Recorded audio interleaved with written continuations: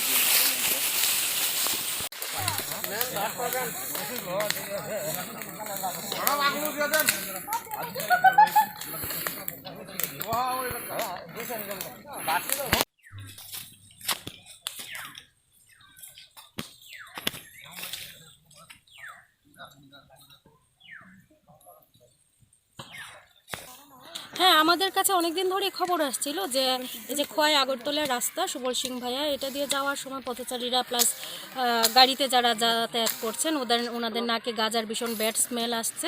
তো সেই খবরের উপর বেস করে আমরা ভেরিফিকেশন করি এবং এখানে স্ট্রেস পাই ক্যানাবিস প্ল্যান্টেশনের। তো আজকে আমরা 4টা department, mainly Tripura police, Tripura forest department, excise department এবং বিএসএফের যৌথ উদ্যোগে আমরা আজকে এখানে প্ল্যান্টেশন ডিস্ট্রাকশনের প্রোগ্রামটা সেট করি এবং সকাল থেকে প্রায় এখনও অবধি বেলা যা হয়েছে 11টা সাড়ে 11টা বাজছে, সেখানে আমরা প্রায় 4-5 হাজার গাঁজা গাছ কেটে নিয়েছি অলরেডি এবং আরও টাইম আছে দিনের। আমরা আরও চেষ্টা করছি আরও বাগান স্ট্রেস আউট করে বাগানগুলিকে